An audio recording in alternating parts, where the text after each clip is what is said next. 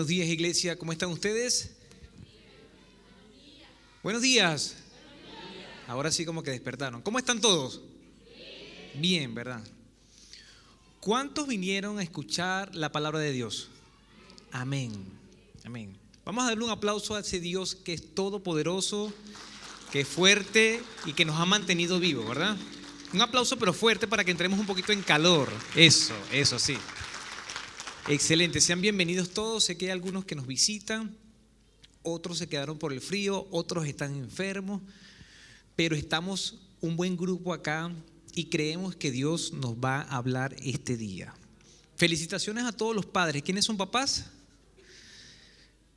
Bendiciones para ustedes, que los traten muy bien hoy, que les den muchos regalos y que puedan disfrutar de sus hijos. Los hijos son una bendición, ¿verdad? Son herencia de parte del Señor. No son una carga, son herencia. Vamos a comenzar entonces con la palabra de Dios y estamos en una serie llamada Toda la Tierra. Y estamos analizando algunos versículos, no todos, porque hechos de los apóstoles o los hechos del Espíritu Santo a través de los apóstoles son muchos. Hechos son acciones, ¿verdad? Y es lo importante de lo que Dios ha hecho en nuestras vidas. Dios ha hecho grandes cosas en nuestras vidas, ha hecho grandes cosas en esta iglesia, pero todo comenzó con una iglesia que se le llama la iglesia primitiva. Y vamos a hacer un breve repaso, súper rápido, acerca de lo que vimos el primer domingo, el segundo domingo, y comenzamos con ya esta tercera parte.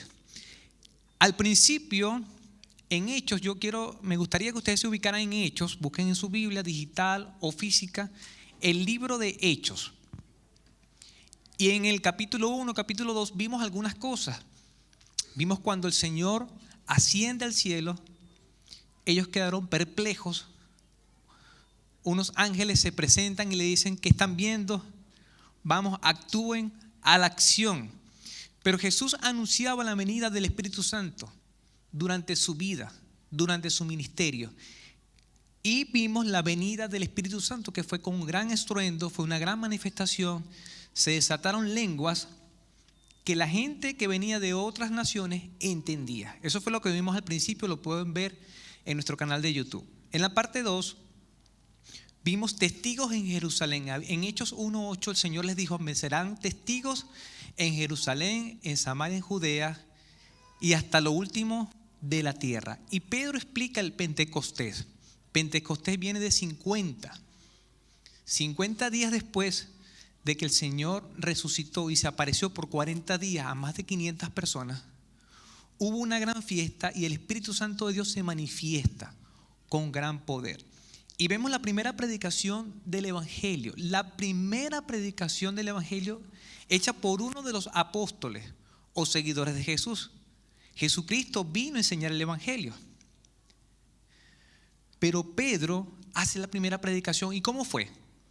De confrontación, ¿verdad que sí? Pudimos ver las palabras que decía Pedro.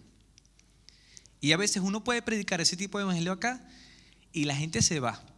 De hecho, creo que algunos ya se fueron. El domingo vinieron bastantes, hoy ya casi no vinieron. Vino la mitad de los que escucharon la palabra. Pero ese es el evangelio.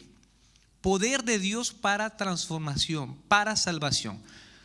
Vamos rápidamente porque espero que esta predicación sea corta. Y vamos a la tercera parte. Seguimos adelante. Quedamos en este versículo del capítulo 2. Dice la palabra que en la primera predicación se unieron ¿cuántas personas? 3,000 personas. Así comenzó la iglesia cristiana. Con 3,000 personas nada más, una pequeña congregación. ¿Verdad? Dice aquí, se unieron a la iglesia unas 3,000 personas porque ellos quedaron confrontados y dijeron: ¿qué hacemos? Estaban compungidos de corazón. Seguimos adelante entonces. Vamos a ver la iglesia primitiva y vamos a ver 7 características de la iglesia primitiva. Hay más. Si usted se pone a sacarlas, según los versículos que vamos a ver hoy, pueden haber 8, 10, 12, pero yo elegí 7. Y todas se vinculan. Lo primero que vamos a ver eran que estaban dedicados a aprender. ¿Saben que es difícil desaprender? ¿Sabía eso? Aprender es fácil, pero una vez que usted aprende algo, lo ama tanto y lo atesora tanto que ya no quiere cambiarlo por otra cosa. ¿Sí me explico? A usted le cuesta aprender y a todos nos cuesta aprender, pero una vez que aprendemos algo y cambian la metodología, la técnica, la estrategia en el trabajo, en la casa, no queremos cambiar. Y somos difíciles para los cambios. ¿Por qué? Porque nos acostumbramos a eso y decimos, mi bisabuelo lo hacía así, mi abuela lo hacía así, mi mamá lo hacía así y yo también lo hago así. En la forma de cocinar, en la forma de hacer alguna cosa con respecto a las mujeres o a los hombres. Y nos cuesta quebrar ese molde, ese patrón para aprender quizás algo mejor. Y estos primeros cristianos, primeros evangélicos, por así decirlo, estaban dedicados a aprender. Mira lo que dice la palabra en el versículo 42. Dice, se mantenían firmes en la enseñanza de los apóstoles. ¿Y qué enseñaban los apóstoles? Lo mismo que enseñaba Jesucristo. ¿Verdad que sí? Ya Jesucristo no estaba, les dejó un consolador, estaban con la presencia del Señor en su corazón. Pero los que enseñaban eran los apóstoles, esos testigos oculares que estuvieron con Jesucristo más de 3 años. Y estos apóstoles iban a enseñar todo lo que aprendieron con Jesucristo, acerca de la oración, acerca de la comunión, acerca de los milagros. Pedro comenzó a hacer milagros como los hacía Jesús. No solamente ellos, otros también. Ellos iban a replicar todo lo que iba a hacer Jesús. Pues seguimos leyendo, pero no anterior. Seguimos leyendo, pero nos vamos a enfocar en esta primera parte y vamos a sacar varias características de este versículo. Dice, se mantenían firmes en la enseñanza de los apóstoles, en la comunión, en el partimiento del pan y en la oración. Ya hay varias prácticas que comenzaron después que Jesucristo se va y los apóstoles empiezan a enseñar eso. Pero esta iglesia que comenzó con 3,000 personas, quizás un poco más, ¿a qué se dedicaban? A aprender. Porque los apóstoles enseñaban y ellos ¿qué? Aprendían. Y nosotros debemos aprender cada día. Cada domingo debemos aprender. En cada enseñanza debemos aprender. Te tengo una pregunta. ¿De quién aprendes? ¿De quién aprendemos los que estamos acá? En cuanto a la teología, en cuanto al conocimiento de Dios. Teología significa el tratado o el conocimiento de Dios, de Teo. ¿De quién aprendemos? De la Biblia, ¿verdad? De la iglesia. ¿Cuántas veces entonces estudiamos la Biblia? ¿Será que todos los días leemos la palabra de Dios? En aquel tiempo, si querían escuchar la palabra de Dios, ¿qué hacían? Acudían a los apóstoles. Y en muchas oportunidades ya Pablo, adelantándonos un poco a la serie, Pablo decía, esto lo digo en la carne. Él pensaba que lo estaba diciendo en la carne. Sin embargo, quedó registrado como texto inspirado por Dios. Si nos damos cuenta de eso, él decía, esto lo digo en la carne. A los que están solteros, quédense solteros, decían ellos. Se van a ahorrar un gran problema. ¿Cuántos están solteros acá? Quédense solteros. Pablo decía eso, esto lo digo en la carne. Pero aunque él pensaba que lo estaba diciendo en la carne, estaba siendo inspirado por Dios. Y las vivencias, las experiencias, las prácticas, todo lo que ellos hacían quedó registrado como texto sagrado.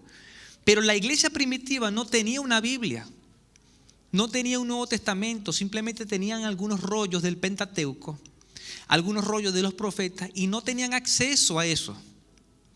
Porque eran los pudientes, las personas que tenían dinero, los que tenían acceso a eso. Si querían saber algo, iban a la sinagoga, que era un lugar de discusión, de conversación, y allí podían enterarse. Pero estos 12 discípulos comenzaron a ¿qué? A ejercer el ministerio que aprendieron con Jesús. En nuestros tiempos, ¿de quién aprendemos entonces? De la palabra de Dios. Tenemos 66 libros inspirados por Dios. Y no es necesario que venga el pastor, que venga un líder, que venga un hermano o una hermana para que nos enseñe. Sí lo puede hacer. Y bienvenido sea. Pero nosotros tenemos acceso. Ahora, ¿cuántas veces vamos a la palabra de Dios? ¿Sabe que hay algo que nos ayuda, que son los devocionales? De los que están acá, la mayoría está en el grupo de WhatsApp de la iglesia, ¿verdad que sí? Y hay un devocional que nosotros mandamos. Eso es como papilla. Eso es como un tetero. Suavecito, ¿verdad que sí? Usted lo lee, un versículo, 2 versículos. Y como estamos suscritos al devocional del pastor Rick Warren, entonces Rick Warren toma su tiempo, ora al Señor, analiza, investiga y escribe. Y él lo pone en su página web, principalmente para su iglesia, y hay otras iglesias como nosotros que tomamos ese devocional.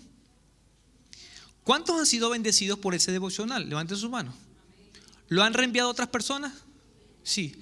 ¿Dios le ha hablado a través de ese devocional? ¿Y si mañana no le mandamos el devocional?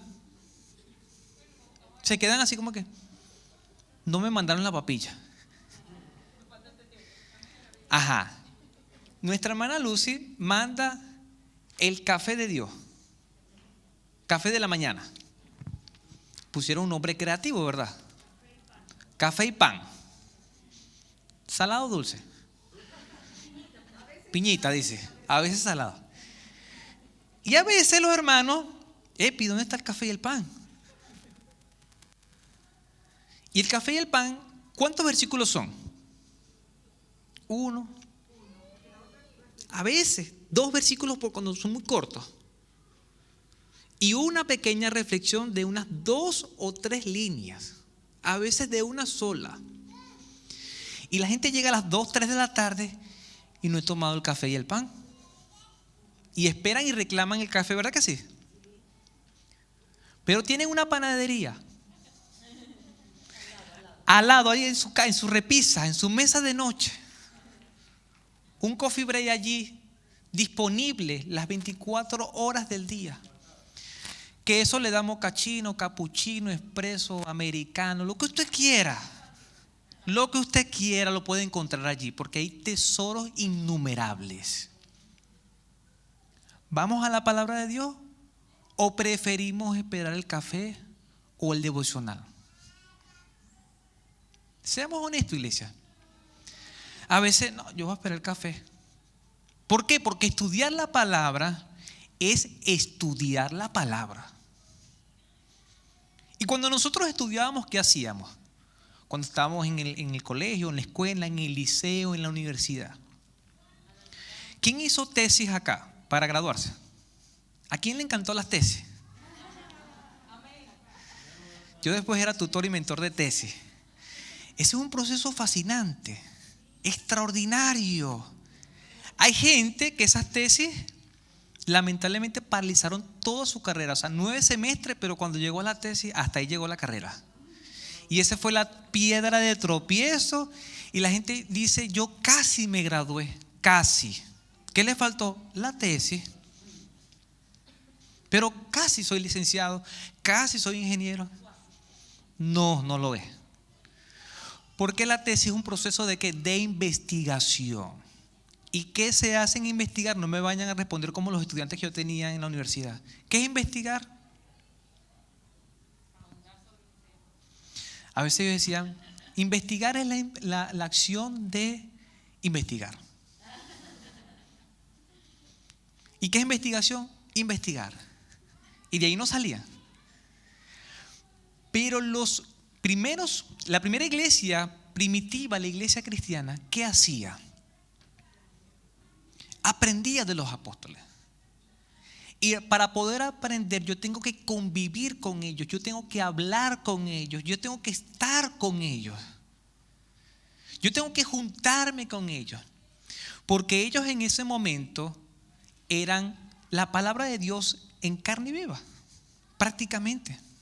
Ellos no lo sabían, no estaban completamente conscientes, pero eso es lo que se estaba escribiendo, los hechos de los apóstoles. Y el apóstol Pablo escribió muchas cartas. Y de esas cartas nosotros sacamos principios. Seguimos adelante. Dios nos dice hoy, debemos perseverar en la palabra de Dios. Todos los días nos manden el café, nos manden el devocional, lo que sea. Hay muy buenas aplicaciones como YouVersion y otras más. Pero nosotros tenemos el recurso, la palabra de Dios directamente. Y podemos aprender de ella. Siendo honesto, levante su mano a aquellos que se les dificulta estudiar la palabra de Dios porque quizás no entiende algunas cosas. Levante su mano. ¿Todos los demás la entienden? ¿Sí? ¿La aplican a su vida? Ahora la gente quedó muda acá. ¿Quiénes leemos la palabra de Dios todos los días? Levante su mano. Por eso es que no respondía. Porque no vamos a la palabra todos los días, ese es el problema.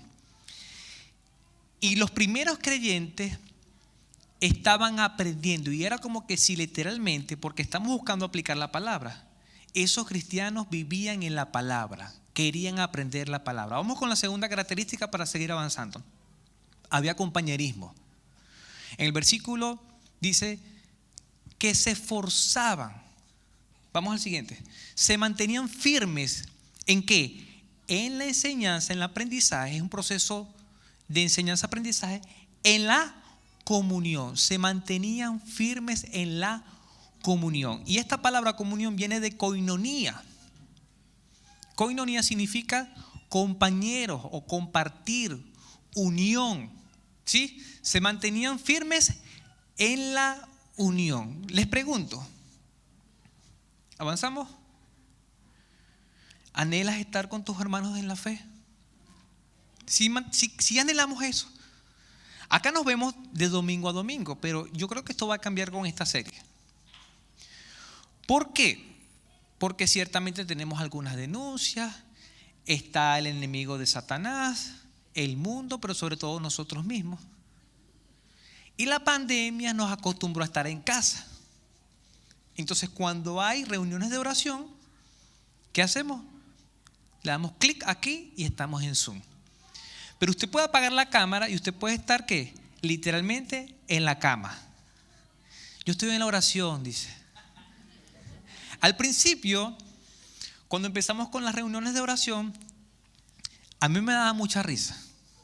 Porque llegué a ver literalmente, hermanos, que empezaban muy bien, atentos, sentaditos, y después se fueron recostando y recostando y recostando, y de repente, y los hermanos por el chat silencien a la hermana o al hermano fulano. Y al final, para la foto, hermano, la foto. Despedíamos la reunión de oración y el hermano quedaba allí, o la hermana. Yo decía, yo creo que se fue con el Señor casi. Fue tan placentera la oración que se quedaban allí dormidos. En una oportunidad, o hace mucho tiempo, hacíamos vigilias. ¿Quiénes hicieron vigilias de oración? Vigilias de oración. ¿Qué? ¿A quiénes les gustaban más las vigilias o los ayunos? ¿A quiénes les gustaban más los ayunos? 2 o 3 nada más les gusta pasar hambre. Ajá. Ayuno no es pasar hambre, no. Es atenerse de la comida. Ajá. Tiene muchos beneficios para la salud, pero a la gente le gustaban las vigilias porque se comía. ¿Sí? Entonces uno invitaba a vigilias y la gente iba, no, vamos a comer la comelona. Porque como dice un dicho, los cristianos no beben, aunque aquí tomamos bebida, ¿verdad? Pero comen mucho. Los cristianos comen mucho. Entonces iban a las vigilias. Y había varios de los líderes que les encantaba a las 2, 3 de la mañana, vamos a orar de rodillas. Y la gente, bueno, vamos a orar de rodillas. Pero mandaban a 2 o 3 hermanas que eran del ministerio de intercesión y oración, y cada hermana eran 30 minutos. Entonces cuando mandaban a las 3 yo decía 1:30 de oración, y las mandaban a las 3 seguidas. Yo decía, Santo Padre, dame vigor, fuerza. O sea, era una prueba de fe. Escuchar las 3 hermanas y decir amén, amén, gloria a Dios, aleluya, amén. Y se ponían 2 o 3 hermanos ya un poco mayor. Esos hermanos quedaban ahí rendidos de rodillas. Nos sorprendimos, los descubrimos una vez porque esos hermanos sí oran, esos hermanos oran más que las hermanitas de intercesión, decíamos. Y ya la vigilia era hasta las 6 de la mañana. 6:15. 6:30, los hermanos orando. Pasó aquí, dicen. Lo fuimos a tocar. No, estaban rendidos. Uno se cayó. Cayó. Esto da risa. Toda risa, mucha risa. Y yo sé que ustedes tienen muchas experiencias. Demasiadas experiencias. Pero la oración que vamos a hablar más adelante es algo tan extraordinario, tan sublime, tan espectacular, que no nos debería dar sueño. No nos debería dar sueño. Sin embargo, nos da sueño y sabemos por qué. Pero estos hermanos se la pasaban unidos, en coinonía, en comunión, como compañeros. Anhelamos estar acá en la casa del Señor. No solamente en la casa del Señor, en la casa de los hermanos, que lo vamos a ver más adelante. El deseo del Señor Jesucristo, estando vivo en tierra, dice: no ruego solo por esto. Estamos en Juan 17, Él está orando por los discípulos y por los que han de creer, o sea, nosotros. Ruego también por los que han de creer en mí por el mensaje de ellos. Ya Jesucristo sabía que Él los iba a comisionar, ellos iban a hacer la misión y nosotros íbamos a creer. Toda la tierra iba a escuchar acerca de Jesucristo. Y en Juan 17 el Señor está orando por los presentes y por los futuros. En el versículo 21 dice así: para que todos sean ¿qué? Uno. Para que todos seamos uno, Padre, así como tú estás en mí y yo en ti. Por eso creemos en Dios Padre, Dios Hijo y Dios Espíritu Santo. Uno. Dios, tres en uno. Permite que ellos también estén con nosotros. Y el deseo del Señor es que nosotros estemos unidos al Padre, así como Jesucristo está unido al Padre, así como el Espíritu Santo está unido al Padre. Y nosotros debemos estar siendo uno con el Espíritu Santo. ¿Estamos de acuerdo? Porque este es el deseo de Jesucristo, para que el mundo crea que tú me has enviado. ¿Cómo el mundo va a creer que Jesucristo nos envió? ¿Cómo? Cuando somos uno. Leemos esta afirmación entonces: cuando estamos unidos, las demás personas creen en Jesús. Si nosotros como iglesia estamos unidos, lo dice la palabra, la gente va a creer que somos unidos con Dios. Porque hay unión, porque hay armonía. ¿Usted cree que en las iglesias hay desunión? ¿Peleas? ¿Críticas? ¿Chismes? ¿Envidia? Todo eso lo hay en la iglesia. Adulterio, fornicación, un montón de cosas. Pero ese no es el plan de Dios. La idea de Dios es que vivamos juntos en armonía, porque allí envía el Señor bendición y vida eterna. Vamos con el punto 3. Participaban de la cena del Señor. Seguimos con el versículo. En la parte ya se dice, ¿se mantenían firmes en qué? En aprender, en unión y en el partimiento del pan.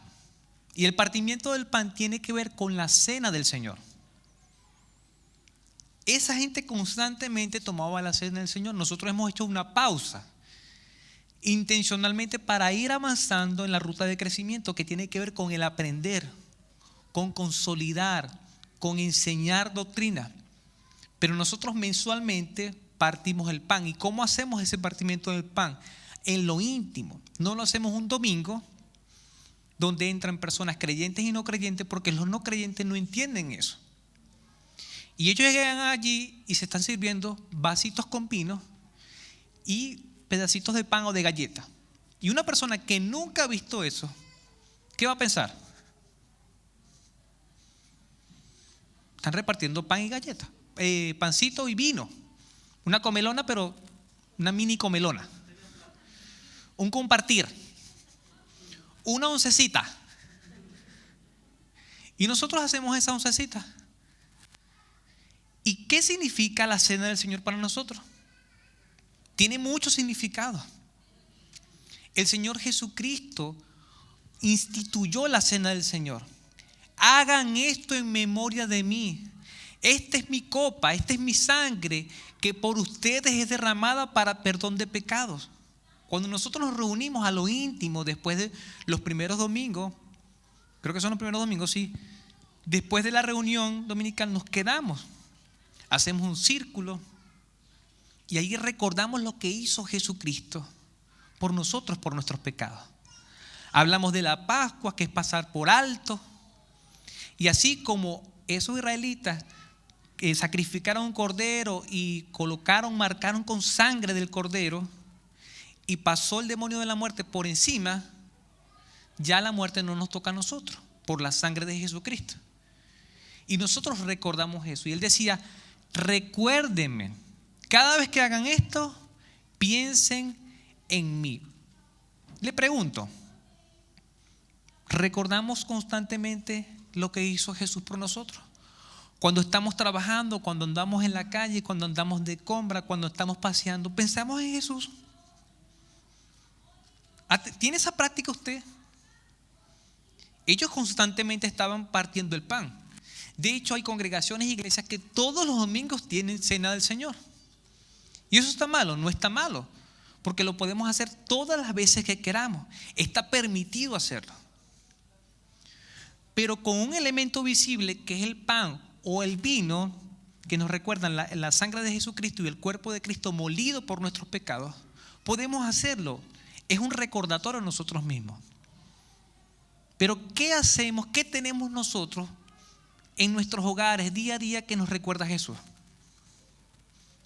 ¿Tiene elementos que le recuerda? ¿Su casa cómo está decorada? ¿Solamente tiene fotos de usted? ¿Qué es lo que ve en la televisión? ¿Sí me doy a entender? Tenemos que tener versículos en las paredes. No solamente tener la Biblia allí en el Salmo 91 abierta para que los espíritus se espanten. No. ¿Escucha música cristiana? ¿O está constantemente con un reggaetón ahí? Hasta abajo, hasta abajo, hasta abajo, hasta abajo. ¿Ah? ¿Cómo está nuestra casa? ¿O es de los que tiene la piedra de cuarzo, las lámparas de sal no sé qué, los 3 elefantes de no sé cuándo, los 3 morrocoyes de la prosperidad, amor, dinero, el cerdo de las 3 patas? ¿Por qué hay casas de cristianos así? Yo he entrado y está el bambú que este da no sé qué, absorbe las energías no sé cuándo, la lámpara está en ultravioleta. Y todo recuerda a todo menos a Jesús. ¿Y dónde está la Biblia? Por allá escondida, llena de polvo. ¿Cómo está con el devocional, hermano? Todos los días, el café. Y eso es estudiar la palabra. Literalmente eso es como cuando las aves o las águilas alimentan a sus polluelos. ¿Ha visto cómo las águilas alimentan a sus polluelos? Cazan una presa, le desprenden algunas cosas, las mastican, hacen un bolo alimenticio y se lo pasan. Y cuando usted solamente se mantiene con café y pan, o el devocional que nosotros pasamos, usted no se está alimentando correctamente. Nutricionalmente no está recibiendo todo. No está creciendo como debería crecer. Porque usted tiene todo. ¿Qué es todo? La Biblia y el Espíritu Santo. Falta es las ganas. El tiempo supuestamente que no tenemos. Aunque todos tenemos 24 horas, muchos quisieran adherirle 1 hora, 2 horas más o 3 horas más porque no hay tiempo. Pero tenemos todo, iglesia. Una Biblia. Y el que no tenga Biblia, tenemos Biblias acá para regalar. Tenemos como 200 Biblias allá ahí. Para que usted abra la Biblia y con la ayuda del Espíritu Santo usted le diga: Señor, habla mi vida. Eso sí, no vaya a ser al azar. Porque no va a ser que abra y Judas se ahorcó, haga usted lo mismo. No es así. Es metódicamente, sistemáticamente. Le recomiendo que vaya a los evangelios en Mateo, un capítulo diario, como decía Luz, lea Hechos, capítulo 1 cada día y va subrayando. Afirmamos, nunca olvidemos el sacrificio de Jesús en la cruz. Nunca, nunca lo olvidemos. Si eres de olvidadizo, pon cosas que te recuerden a Jesús. No necesariamente una cruz. Pero si quieres poner una cruz allí, eso te recuerda, pon la cruz entonces. Hay muchas religiones, incluso los católicos, tienen la cruz aquí para recordarse de Jesús. Pero sabemos que una cruz acá no, ni me hace santo, ni a veces ni me recuerda a Jesús. ¿Sí me explico? Pero hay personas que tienen elementos que le ayudan a recordar, a pensar en Jesús. Pueden comprar versículos, los pueden imprimir, ponen un playlist de música cristiana, ven series cristianas también, hay películas cristianas. En tu agenda pon algo allí que te recuerde, una alarma que te lleve a Jesús.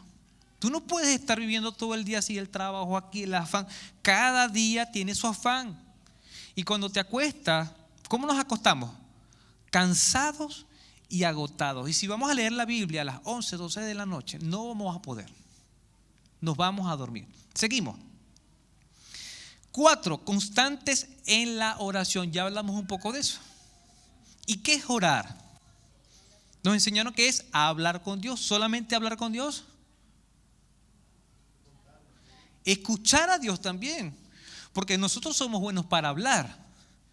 Y decimos, Señor, dame esto, dame el apartamento, dame una camioneta, dame un trabajo. Y me. Dame. Y cuando el Señor te dice a ti, dame, no, es mío. Vamos como los niños de 2 años, mío. Dame tu tiempo, mío. El carro que yo te di, mío. La casa, póngala para abrir una reunión, un grupo, mío. Todo es mío, pero todo me lo dio Dios.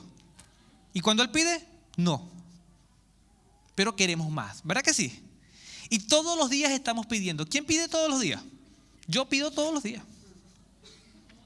Todos los días pedimos, Señor, el pan nuestro de este día no me lo doy.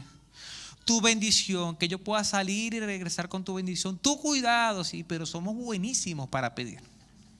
Buenísimo.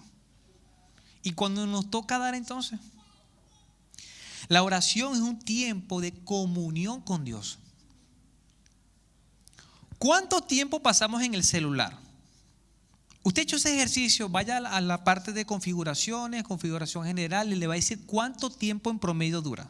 ¿Sabe qué? Le voy a decir lo que dicen las estadísticas a nivel mundial: 3 horas 50 minutos.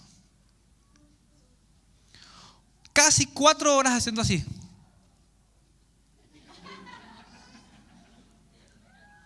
Nos ponen, hermanos, literalmente con los ojos, las pupilas dilatadas, la lengua afuera, y parecemos literalmente, de verdad, como unos bobos ahí, viendo gatitos.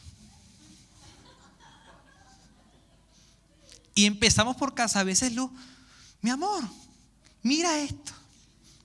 Me enseñó un gato. Ok.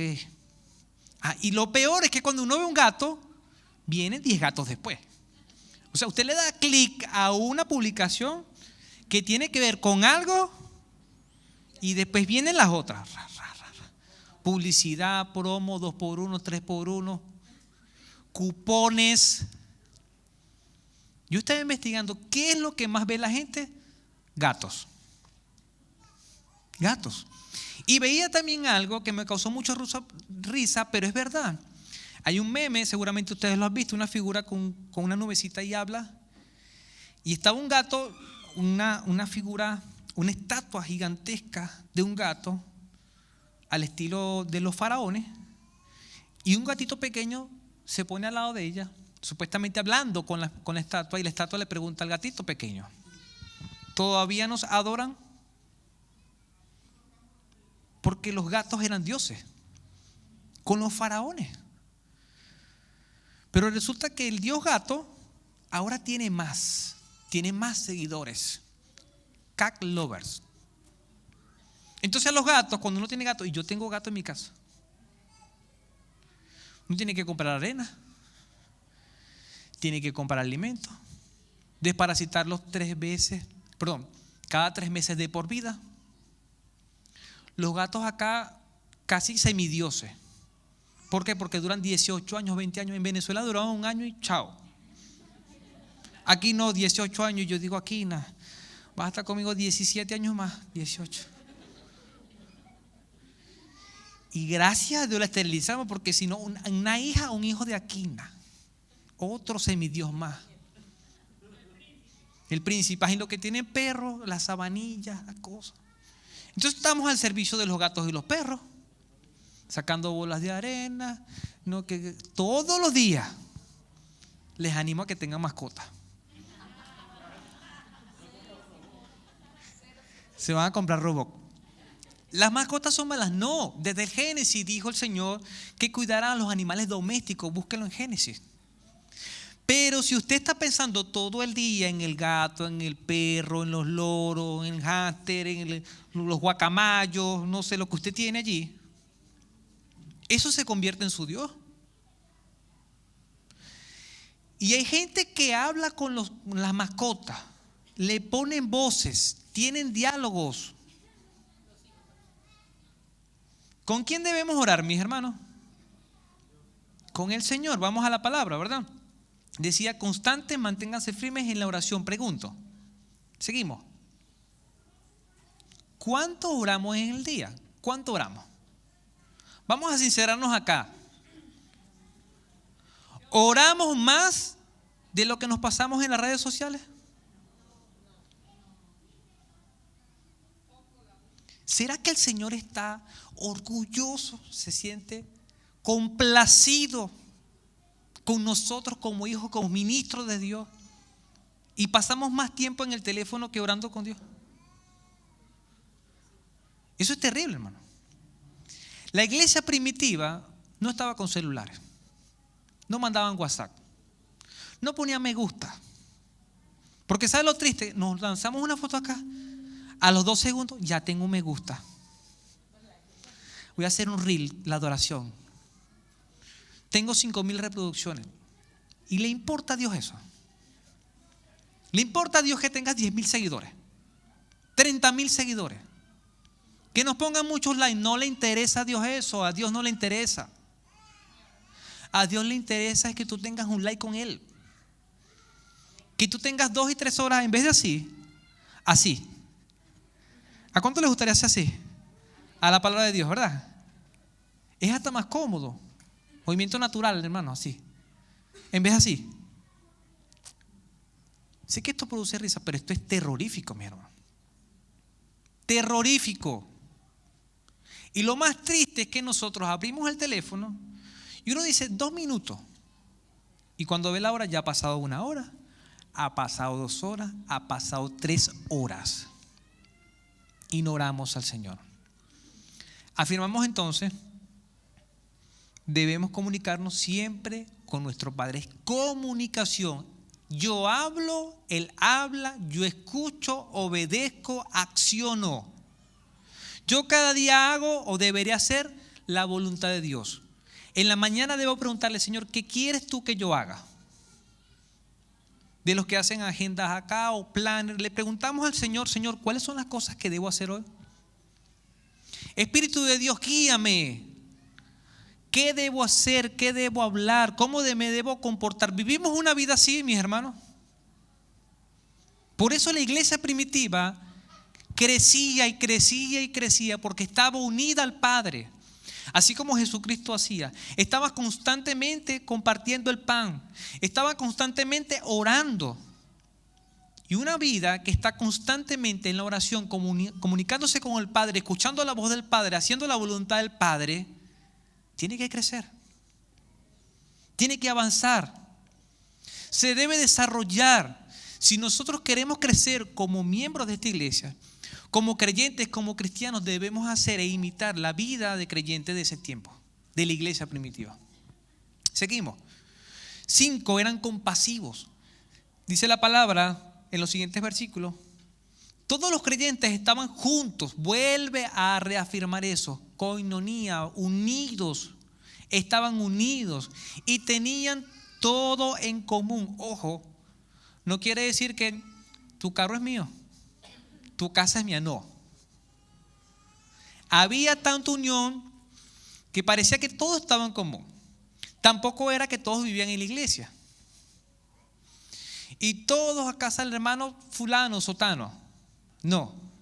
Tu baño es mío. No, tampoco. No.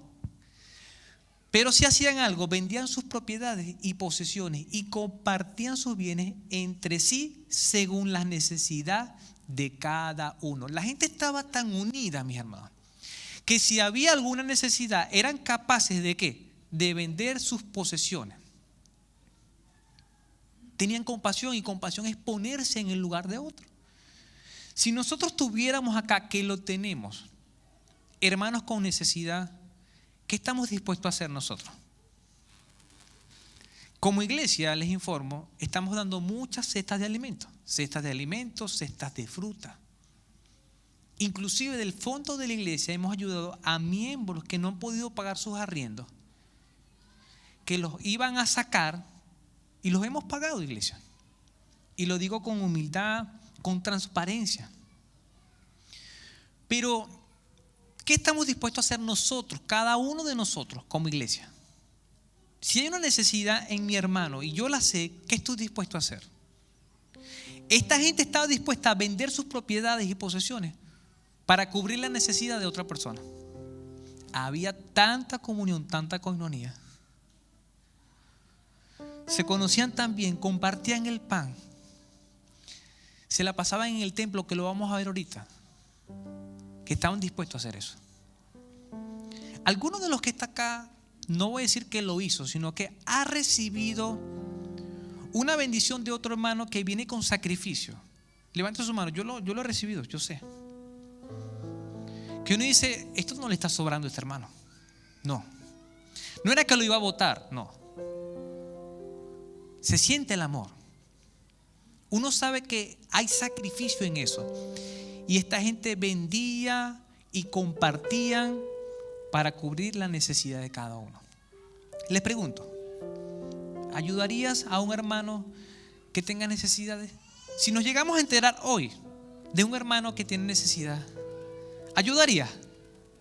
¿Cuánto estaríamos dispuestos? Amén, ¿verdad? No tiene que sobrarnos. Hay un dicho que parece mediocre, pero es un buen dicho. Cuando nos sentamos en la mesa de cualquier mesa venezolana, decía, donde comen 2, comen 3. Y donde comen 3, comen 4, y así. ¿Por qué? Porque ¿se sirve más comida? No. Se reparte la que hay. Con la que hay comemos lo que estamos. Y si nos toca comer poco, en una oportunidad no nos vamos a morir por eso. ¿Verdad que no? O no comemos también, nos pasó. ¿Estaríamos dispuestos entonces a ayudar a un hermano? Dios quiera. Seamos sensibles a las necesidades de nuestros hermanos. A veces es muy fácil decir, voy a orar por ti. Que el Señor te bendiga, que el Señor te abra puertas. Y la puerta que está tocando es la tuya, la misma tuya. El Señor va a poner el sentir. Eso es muy fácil de decir, pero hacer. Vamos a la siguiente característica. 6, ya estamos avanzando. Se reunían diariamente. La palabra dice, no dejaban de reunirse. ¿En dónde? En el templo, ni un solo día. ¿Qué tal? Todos los días iban al templo, al edificio. En una oportunidad lo vamos a ver más adelante, pero iba Pedro y Juan a la hora de la oración, a las 3 de la tarde iba a orar. A la hora, era religiosamente una hora para orar. Yo recuerdo la iglesia de Venezuela, no es que esté anclado a Venezuela, no, pero a veces comparo. Y muchos de los que están acá me han dicho, pastor, es que yo estaba más activo en Venezuela. Yo asistía más allá en Venezuela. Yo colaboraba más en Venezuela. Ay, ¿qué pasó? Acá los trabajos lo absorbieron. Y lamentablemente hemos llegado a un punto, no lo estoy juzgando, no lo estoy criticando, no lo estoy condenando, hasta trabajamos los domingos. Y me pasó a mí. El primer año tuve que trabajar los domingos. Y las reuniones las hacía en la tarde ya pidiendo un permiso. ¿Pero qué pasó entonces? ¿Queremos ser como iglesia primitiva? Esta gente se reunía todos los días. Y si nosotros pusiéramos entonces reunión de oración todos los días, tenemos los martes en la mañana, un grupo de 6, 7, 8 máximo. Los miércoles en la noche, 12, 10. Los jueves en la mañana, unos pocos. Pero si lo pusiéramos todos los días, vendríamos. Yo una oportunidad de un reto. Bueno, como todos trabajamos, todos, porque yo también trabajo, aparte del trabajo de pastor, le dije a la gente, veámonos a las 5 de la mañana. Vamos a vernos a las 5 de la mañana. Amén, pastor, amén. ¿Cuándo? Que el miércoles, les dije yo. Estamos en otro, no estamos aquí, estamos en otro lugar. ¿Quién se apareció? El Espíritu Santo nada más. ¿Sabe qué respondió los demás? Me quedé dormido, obvio. Yo no iba a pensar que no, lo secuestraron en el camino. Ay, le pasó algo, se cayó. No, se quedaron dormidos. Pastor, y con ese frío. No, vamos a esperar verano. No, pastor, mucho calor. Y entonces, ¿qué decía el Señor a los discípulos estando en el Getsemaní? Oren para que no caigan en tentación. Se fue a orar y regresó. ¿Cómo los encontró? Durmiendo, roncando. ¡Ey! ¿Qué es lo que pasa? Les dijo. Levántense. No pueden orar ni siquiera una hora. Se fue. Vino. Otra vez los vio ¿qué? Durmiendo. Los volvió a levantar. Flojos, les dijo. Los retó. Se fue. Vino y otra vez ¿qué? Durmiendo. Nos encanta dormir. Y él dijo, bueno, la verdad el Espíritu quiere. Entre comillas, el Espíritu quiere. Porque a veces tampoco el Espíritu a veces no quiere. Pero la carne es débil. ¿Cuántos tenemos la carne débil?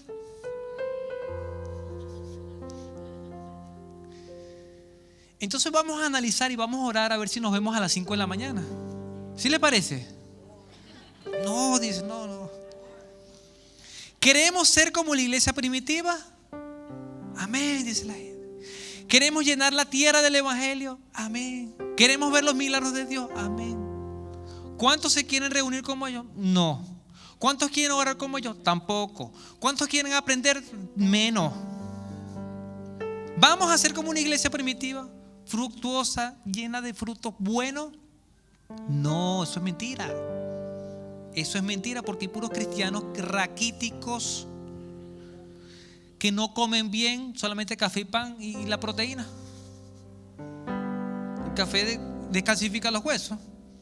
No estoy diciendo que tampoco, no voy a dejar el café y el pan.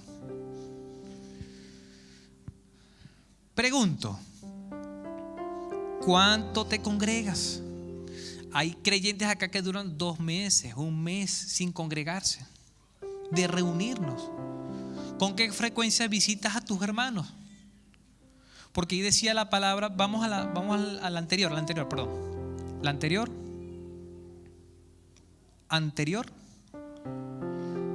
No dejan de reunirse en el templo ni un solo día, de casa en casa partían el pan. Se reunían en el templo y se reunían en las casas. No viene a la iglesia, vaya a las casas. ¿Cuántos estamos dispuestos a recibir a gente acá en las casas? Ajá, ya estoy viendo las manos, voy a empezar a visitar a la gente. Se reunían en los templos y en las casas. ¿Y qué partían? Pan, marraqueta, ayuya. Quizás si fuera una iglesia primitiva venezolana, arepa. Compartían la arepa. Ahora sí, seguimos adelante. Dios desea que estemos unidos en todo tiempo, en el templo, en la casa, donde sea, pero que nos reunamos, en las plazas. El último punto, 7, crecían constantemente. ¿Y por qué digo que crecían constantemente? La palabra dice, alababan a Dios, exaltaban a Dios, daban gracias. Esa es otra característica, pero no la puse. Teniendo favor con todo el pueblo. Y el Señor, ¿qué hacía? Añadía cada día a la iglesia los que habían de ser salvos. Dios mismo añadía. Les pregunto a ustedes, iglesia, ¿estamos creciendo como iglesia? ¿Estamos creciendo, sí o no? Sí, estamos creciendo. ¿Quién está añadiendo? El Señor. El Señor va a añadir. Pero, ¿qué debe hacer la iglesia? Las 6 características anteriores, ¿verdad? Aprender todos los días. Compartir el pan, la cena del Señor, pero también otros tipos de comida. Orar constantemente. Ser compasivos, ayudar a nuestros hermanos. Decimos que somos una gran familia en la fe, que amamos a Dios y amamos a las personas. ¿Realmente amamos a las personas? Amar es dar. La palabra dice, porque de tal manera amó Dios, tanto amó Dios, que dio a su Hijo. Y a veces nosotros queremos amar solamente de labios. Te amo. Está como el personaje ahorita de te amo, yo me amo. Se le enreda la lengua y te amo, yo me amo. Y puro así, pura lengua. Pura palabra. ¿Amamos de acción? Afirmamos, el Señor añadirá cada día a sus hijos, pero debemos ser como esa iglesia primitiva. ¿A cuánto Dios le ha hablado el día de hoy?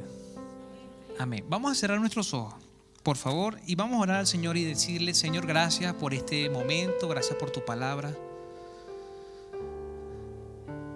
Analizamos algunos versículos, Señor, donde están las características de la iglesia primitiva. 7 características vimos hoy. Ciertamente creemos que podemos tener esas características en vida eterna, Señor. Señor, necesitamos ser como esa iglesia primitiva.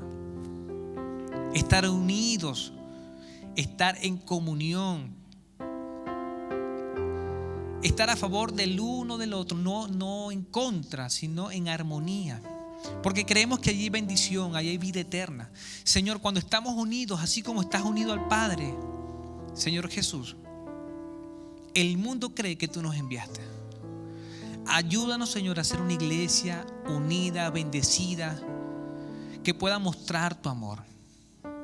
Gracias, Padre, por este tiempo, por estas características, estas cualidades de la iglesia. Permite que en tu iglesia, vida eterna, podamos ser como esa iglesia que inició de esta manera y que el evangelio corrió por toda la tierra, Padre. Creemos que nos has puesto en Santiago, pero creemos que tu palabra a través de esta iglesia, a través de las personas que aquí asisten, a través de los miembros de esta iglesia, muchas personas aceptarán a Jesús. Ayúdanos a orar, a interceder, a dedicar tiempo, Señor, a hablar contigo, a escucharte, a accionar, Padre. Que no perdamos el tiempo, sino más bien que podamos pasar tiempo contigo. Te lo pedimos, Padre, en el nombre de Jesucristo. Amén y amén. Iglesia, que el Señor les bendiga, que el Señor les guarde. Ya estamos a punto de terminar. Viene un tiempo especial, luego viene una oración por los padres y vamos a terminar. Amén, hermanos. Qué hermosa se hace la idea de crecer como iglesia, de que Dios añada cada día a los que han de ser salvos. Si lo vemos de una manera espiritual, termina siendo hermoso, maravilloso que este lugar se llene, que tengamos 3 servicios al día. Pero si lo vemos de una manera física, de una manera humana, eso amerita recursos. Vamos a pasar al tiempo de los diezmos y las ofrendas. Amén. Así que dele un fuerte aplauso a Dios, porque la palabra dice, y siempre se lo repito, traer los diezmos a la alfolía hay que hacerlo con gozo, rebosando en gozo. Entonces vamos a entrar en ese tiempo, pero antes de invitarlos a pasar a traer los diezmos y las ofrendas, yo durante la semana estaba leyendo Pedro, Primera de Pedro capítulo 1, y me ponía a meditar. Nosotros, o la iglesia moderna en Latinoamérica, ha evaluado el tiempo de las ofrendas como algo opcional, como algo que yo puedo dar del fondo de mi corazón y Dios pone el querer como el hacer. Pero en ese momento yo me ponía a reflexionar. Quizás usted también ha hecho la misma reflexión y decía, si yo tuviera que pagar por ir a la iglesia, ¿cuánto pagaría? Y más aún, si yo le tuviera que pagar a Cristo el sacrificio de la cruz, ¿cuánto pagaría? Nosotros por mucho tiempo hemos visto el tiempo de las ofrendas, de los diezmos, como algo opcional. Y en esa reflexión, en capítulo 1 de 1 Pedro, versículo 18 decía, como bien ustedes saben, fueron rescatados de la vida absurda que heredaron de sus antepasados. El precio de su rescate no se pagó con cosas perecederas, como el oro o la plata, sino con la preciosa sangre de Cristo, como de un cordero sin mancha y sin defecto. ¿Cuánto puedo yo dar para pagar el precio de esa preciosa sangre? Cristo no nos cobra, la iglesia no nos cobra por venir acá. Pero en nuestro corazón, en el fondo de nuestro interior debe nacer un querer como el hacer para traer los diezmos al alfolí. Y eso es este momento, traer esos diezmos para que esas cestas de amor sigan llegando a las casas, para que esas ayudas sigan llegando y podamos como iglesia seguir perseverando en el partimiento del pan, en la coinonía, en la comunión de los santos. Así que póngase de pie. Si usted trajo su ofrenda, vamos a consagrarla primeramente y luego pase hasta acá a dejar su diezmo y ofrenda. Si usted no trajo efectivo, en el lado de la iglesia hay una maquinita donde usted también puede pasar su tarjeta, también puede hacer una transferencia, como Dios disponga en su corazón, pero hágalo pensando que es un aporte para bendición, no solo de la iglesia, no solo de usted, sino de muchas personas. Amén. Señor Jesús, en este momento presentamos los diezmos y las ofrendas, el fruto del trabajo, Señor Jesús. Padre, declaramos que tú limpias, Señor Jesús, la labor de nuestras manos y la consagramos, Señor, a edificar este templo, Dios, a edificar espiritualmente esta casa. Señor, bendice, Señor, las manos de los que trabajaron por traer ofrendas. Padre, bendice las manos, Señor, de los que trabajaron y hoy no pudieron traer. Padre, y abre la ventana de los cielos, Señor Jesús, para bendición del pueblo, Señor Jesús. Que nunca falte grano en su sementera, Dios amado. Que nunca falte provisión, que nunca falte salud, Dios. Padre, que nunca falten las cosas buenas, Señor Jesús. Bendícelos diametralmente, Señor Jesús. Padre, que ellos logren expandir, Señor Jesús, el sitio de su tienda, Señor Jesús, y generosamente puedan seguir sembrando, Dios. En el nombre de Jesús. Amén y amén. Ahora sí, traiga sus diezmos y sus ofrendas. Dios ya ha consagrado el fruto de su trabajo. Es un tiempo especial en el que la única instancia que tiene la iglesia para bendecir a Dios un poquito en comparación a lo mucho que Él nos ha bendecido es y lo hacemos con gozo, con alegría de corazón, porque esa es la única manera de percibir retribución. Amén.